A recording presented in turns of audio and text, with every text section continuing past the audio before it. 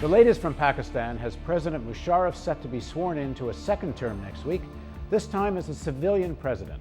Musharaff has vowed to resign as head of the army immediately following his presidential confirmation. Emergency rule has reportedly eased some, with more political prisoners having been freed. The Supreme Court remains packed with Musharaff supporters, and key former leaders of the court, the main target of martial law, remain in jail or under house arrest. To discuss these developments, the Real News correspondent Beena Sarwar joins us from Karachi, Pakistan. Beena, Musharaff is apparently going to take off the uniform. What's the significance of this? Well, I think that many people think that there isn't really very much significance in the sense that even if he takes off his uniform, the key thing, which is the judiciary, will still remain as it is right now, which is that the independent judges have been sent home, they've been sent packing, and like you said, the courts are packed with his supporters and people who've taken oath under his proclamation of the constitutional order. With Musharaff taking off the uniform, is this actually a move towards restoring constitutional rights and democracy? Well, I think it has a certain symbolic significance, but in actual terms, it's not going to get anywhere towards restoring the constitution or democracy in Pakistan as long as we're living under emergency rule, which is actually martial law disguised as emergency, and secondly, as long as the judiciary is not restored, because that is the main sticking point.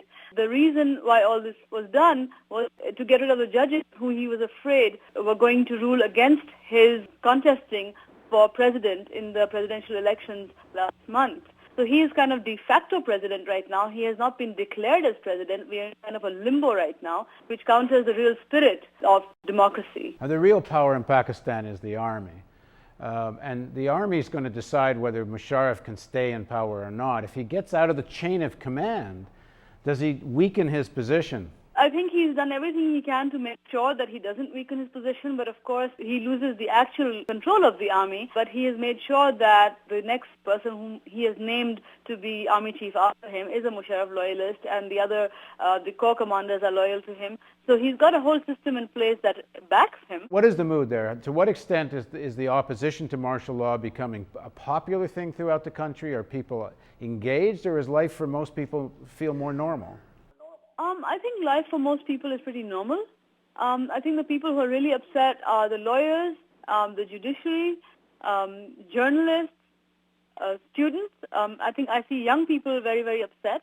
The urban, educated, middle class or aspiring middle class. I see what's different this time round as opposed to previous times is that I see a lot more young people angry who over the last 8 years have not been angry, who over the last 8 years have been pretty complacent because they had everything they needed. I mean, life was going pretty well for people who are well paid, who are working in banks or corporations or whatever. You know, there's this proliferation of cell phones and cars and bank financing and everything. And a lot of these people have, since Musharaff first suspended the Chief Justice, gotten really upset. Well, as this is all going on, what's happening in the northwest frontier provinces and with the Taliban, the insurgency, this must actually, the current turmoil politically must actually be advantageous to them.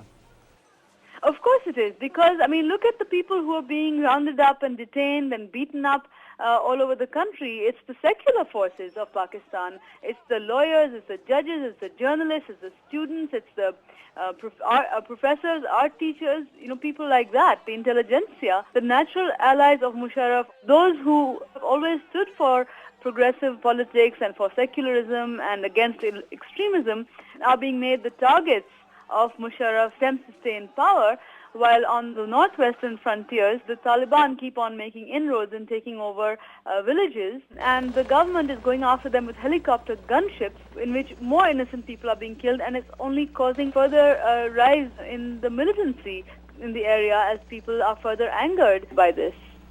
How serious is the threat of the increasing strength of the Taliban and those forces? Of course it's serious. I mean, these are people who have taken over entire villages. They're people who've pushed the government out of settled areas like Swat, which is not a tribal area, where the government has always supposedly had a say.